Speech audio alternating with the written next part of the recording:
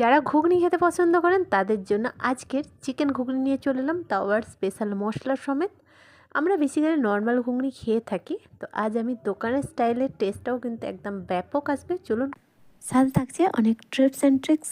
By the way, আপনারা দেখছেন cook in my life channel. আজকে রেসিপি হলো চিকেন ঘুগনি। তাহলে সর্বপ্রথম চিকেন ঘুগনি বানাতে কী কী ইনগ্রিডিয়েন্টস লাগছে একটু দেখে নেব। তো এইখানে আমি 500 গ্রাম মটন নিয়েছি, ওভারনাইট রেখেছিলাম ভিজিয়ে। আপনাদের হাতে সময় কম থাকলে 8 থেকে 10 ঘন্টা ভিজিয়ে রাখলেও কিন্তু ভিজে যাবে। এখানে 500 গ্রাম কাবলি ছোলা নিয়েছি, সেম টু সেম, মানে পরিমাণটা আমি সেমই নিয়েছি। আর লাগছে এখানে 250 গ্রাম আলু নিয়েছি। দেখুন, আলুটা কিন্তু 500 গ্রাম নিলে আলুর ভাগটা বেশি হয়ে যেত, তো কিউব সাইজের কেটেছি। বড় বড় সাইজের 2টা তেজপাতা ধুয়ে রেখে দিয়েছি। এখানে আমি 2টা মাঝারি সাইজের টমেটো ছোটো ছোটো করে কেটে রেখে দিয়েছি। আর লাগছে এখানে দেখুন চিকেন। আমি 250 গ্রাম নিয়েছি।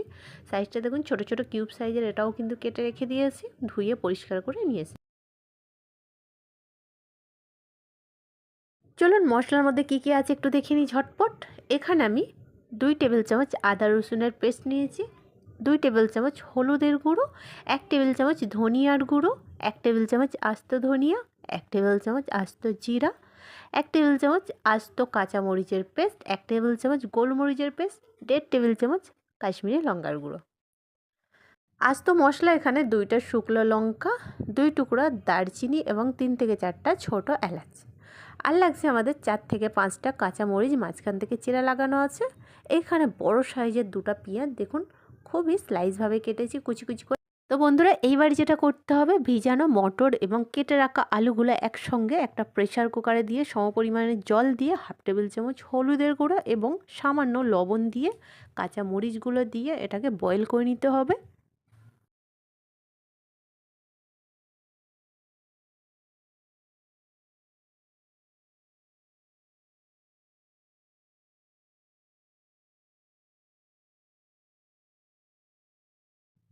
অন্যদিকের গ্যাসের চুলাটা ফাঁকা ছিল, তাই ভাবলাম কাবলি ছোলাটাও বয়েল করে নিই। তার জন্য একটা দেখুন ননস্টিকের কড়াই নিয়েছি, কড়াইয়ের মধ্যে সমপরিমাণ জল দিয়ে দিয়েছি। জলের মধ্যে লবণ এবং হলুদ দিয়ে কাবলি ছোলাটাও কিন্তু আমি বয়েল করে নেব। আমি প্রেসার কুকারে 5টা সিটি দেব, এটা কিন্তু 15 মিনিট সময় নেবে। সেম স্টেজে কিন্তু সেম টাইমে কিন্তু আমার হয়ে যাবে, 2-3টাই বয়েল হয়ে যাবে আর কি।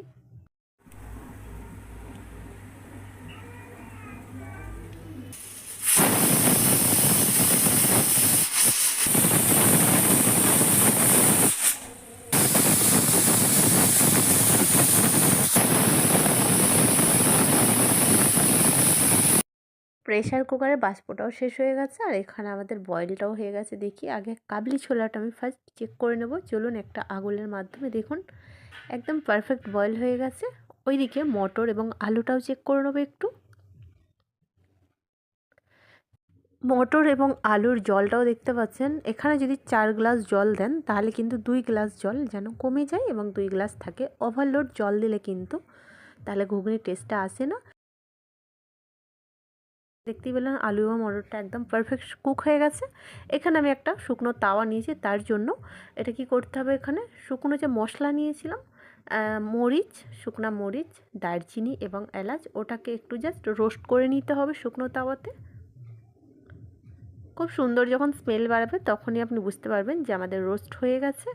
এরপরে যে আস্ত জিরা এবং ধনিয়া নিয়েছিলাম, একইভাবে কিন্তু আলাদা আলাদাভাবে করব।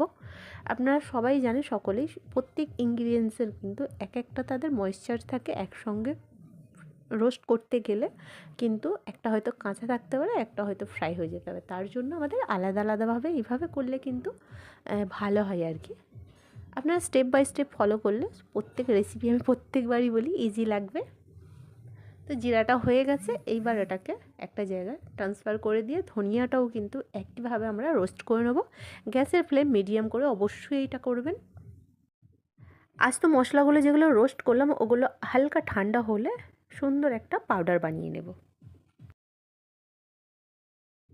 এইবার অন্যদিকে গ্যাসটি অন করে গ্যাসের মধ্যে একটা ননস্টিকের কড়াই নিয়েছি। কড়াইয়ের মধ্যে 25 গ্রাম সরিষার তেল দিলাম। তেলটার কালারটা দেখতেই পাচ্ছেন, যেন মনে হচ্ছে কোনো ময়লা আছে না, ওটাতে আমি চপ ভেজেছিলাম, তার জন্য তেলটা ওরকমও লাগছে। তেলটা তো ফেলে দেওয়ার মতো না, ওটা তো প্রত্যেক মানে রেসিপিতে অ্যাড করে নিলে হয়ে যায়। তো তেলটা ভালো করে গরম হলে যে ধুয়ে রাখা তেজপাতা নিয়েছিলাম ওটা আমি অ্যাড করলাম। অ্যাড করার পর সুন্দর স্মেল বেরালে এর মধ্যে আমি যে কুচি করে রাখা পেঁয়াজটা ওটা অ্যাড করব, এবং পেঁয়াজটা হালকা পিঙ্ক কালার আসলে ধীরে ধীরে সমস্ত ইনগ্রিডিয়েন্টস আমি একে একে অ্যাড করব।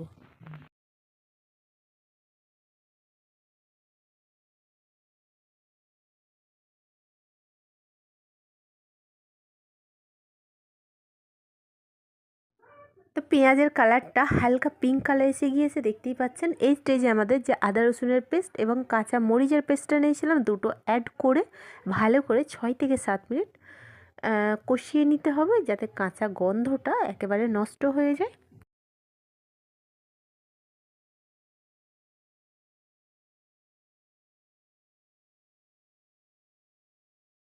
এতক্ষণে আদা রসুনের কাঁচা গন্ধটা চলে গেছে। এই স্টেজে আমাদের চিকেনটা যে নিয়েছিলাম ওটা অ্যাড করলাম, করে 10 থেকে 15 মিনিট ভালো করে পেঁয়াজের সাথে কষাতে হবে। কারণ চিকেনের মধ্যেও না এক্সট্রা ময়েশ্চার আছে, যতক্ষণ না জলটা শুকিয়ে যাচ্ছে এবং তেলটা উপরে ভেসে আসছে ততক্ষণ আমাদের এটা কষিয়ে নিতে হবে। গ্যাসের ফ্লেম অবশ্যই কিন্তু মিডিয়াম করে রাখবেন।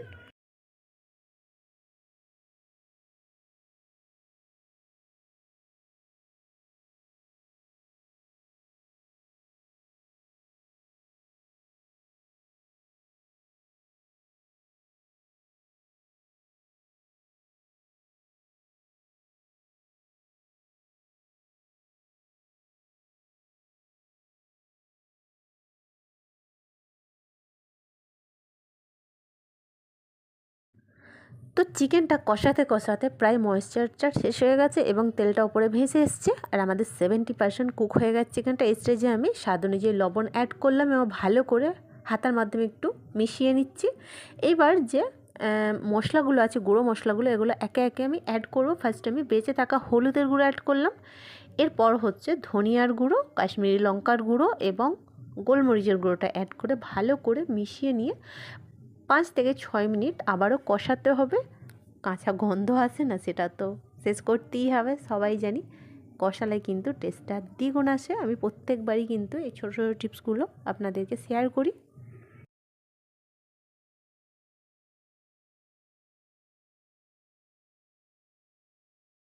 এই স্টেজে আমাদের যে সিক্রেট মশলাটা আমরা বাড়িতেই দেখুন গুঁড়ো করে নিয়েছিলাম, রোস্ট করা মশলাগুলো, সেটা আমি 1.5 টেবিল চামচ এখানে অ্যাড করলাম। আবারও কিন্তু 2 থেকে 3 মিনিট মতো ভালো করে মিশিয়ে নিয়ে একটু কষিয়ে নিতে হবে।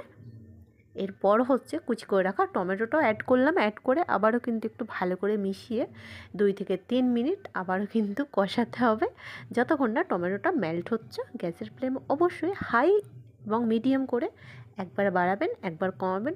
সকলেই জানি, যেখানে দেখবেন একেবারে নিচে নিচে ধরে আসছে তখন মিডিয়াম ফ্লেম করবেন।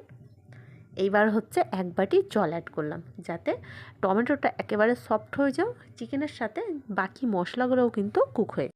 এই স্টেজে আমি ঢাকাটা বন্ধ করে 5 থেকে 6 মিনিট ওয়েট করব, জলটা যাতে শুকিয়ে যায়, এবং দেখুন মশলাটাও প্রায় আমাদের কুক হয়ে এসছে।